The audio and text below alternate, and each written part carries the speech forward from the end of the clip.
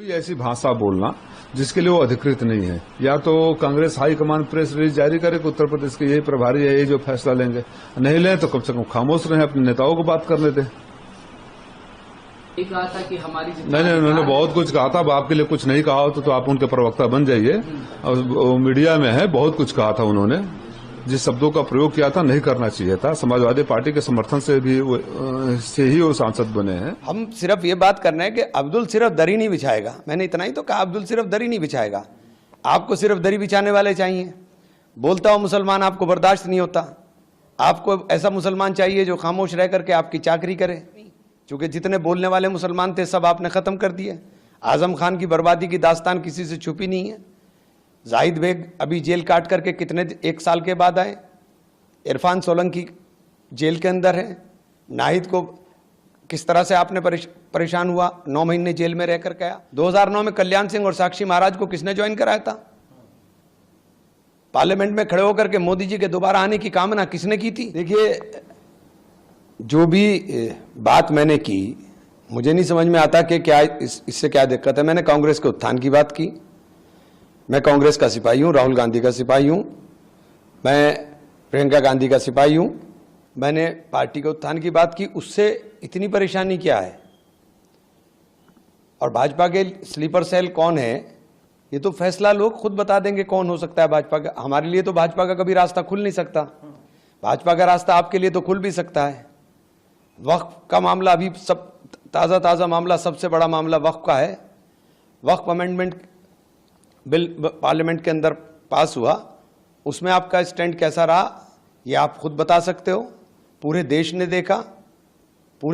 देखा कि वक्फ के ऊपर किस तरह का भाषण आपका था, कौन ठिठोली कर रहा था। एक भी अमेंडमेंट आपकी तरफ से नहीं किया।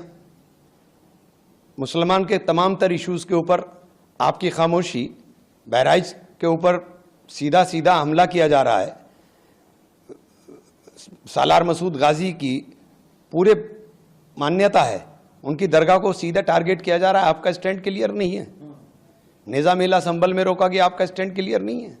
हम सिर्फ ये बात करना है कि अब्दुल सिर्फ दरी नहीं बिछाएगा। मैंने इतना ही तो कहा, अब्दुल सिर्फ दरी नहीं बिछाएगा। आपको सिर्फ दरी बिछाने वाले चाहिए। बोलता हुआ मुसलमान आपको बर्दाश्त नहीं होता। आपको ऐसा मुसलमान चाहिए जो खामोश रह करके आपकी चाकरी करे। तो ये आप जो सीधा हमला कराने की कोशिश कर रहे हैं।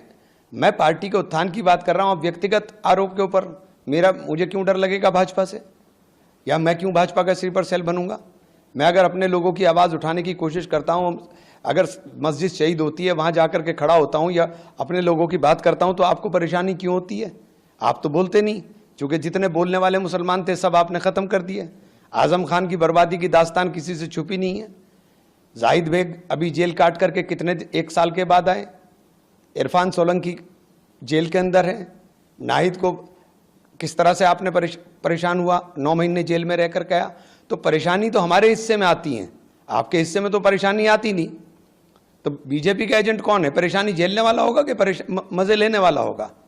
तो हमारे ऊपर तो आप आरोप लगा देंगे आराम से। अपने आप जरा सा देख लीजिए, 2009 में कल्याण सिंह और साक्षी महाराज को किसने ज्वाइन कराया था? पार्लियामेंट में खड़े होकर के मोदी जी के दोबारा आने की कामना किसने की थी? आप हमारे पे इल्जाम लगा रहे हो। आप जरा देख तो लीजिए कि जहां 2022 के चुनाव में आपको तो एक तरफा मुसलमान ने वोट डाला था। आपने मुसलमानों के टिकट काट दिए इसलिए कि भाजपा ना जीत जाए। और बाई इलेक्शन के अंदर आप टिकट देंगे, और बाई इलेक्शन में टिकट देंगे, पिटेंगे ये लोग, हारेंगे भी। कादिर राणा की बर्बादी सामने, ये पिटेंगे भी, हारेंगे भी और मुकदमे भी झेलेंगे। आप पर तो नहीं फर्क पड़ रहा। फर्क तो अब्दुल पर पड़ रहा है, फर्क हम पर पड़ रहा है। बोलता हुआ मुसलमान बर्दाश्त नहीं होता है। आपको खामोश लोग चाहिए जो आपकी चाकरी करने का काम करें। इसलिए ये सब चीज़ें, और मुझे नहीं समझ में आया कि उन्होंने इस तरह की बात क्यों की। मैं तो मतलब खुद हैरान हूं कि इस तरह की बात आप किस तरह से कर सकते हो। ये सारे सवाल लोगों के सामने, लोगों के जहन में हैं। 2013 के दंगे भी लोग भूलते कुछ नहीं है, सब याद है। क्यों दंगे के सारे मुलजिम बरी हो गए?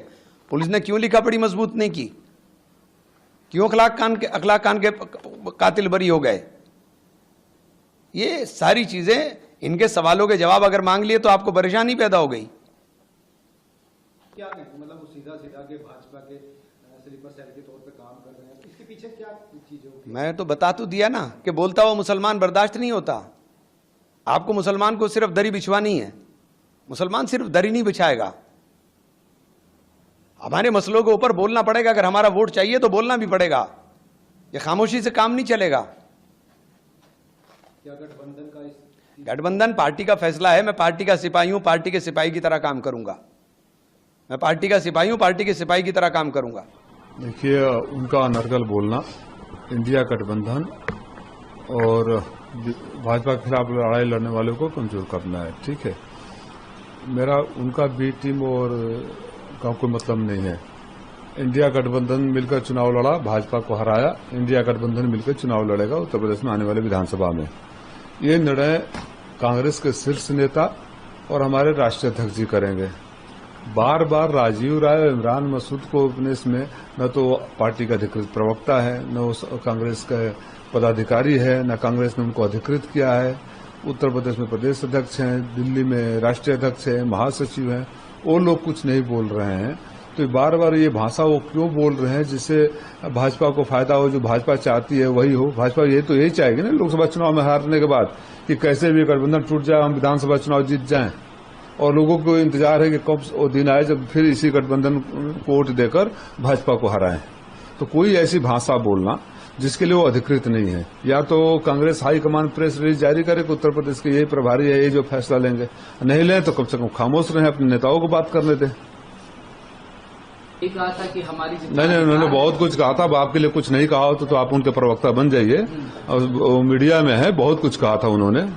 जिस शब्दों का प्रयोग किया था नहीं करना चाहिए था। समाजवादी पार्टी के समर्थन से भी से ही वो सांसद बने हैं।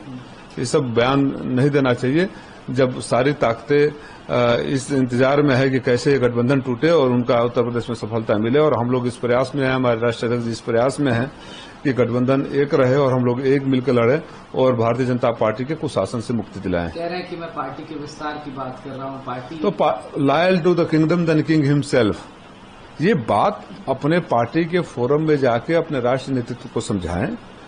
राष्ट्रीय नेतृत्व उस पर कोई आधिकारिक बयान जारी करे या हमारे नेताओं से बात करें। ये मीडिया में बोलने की बात होती है।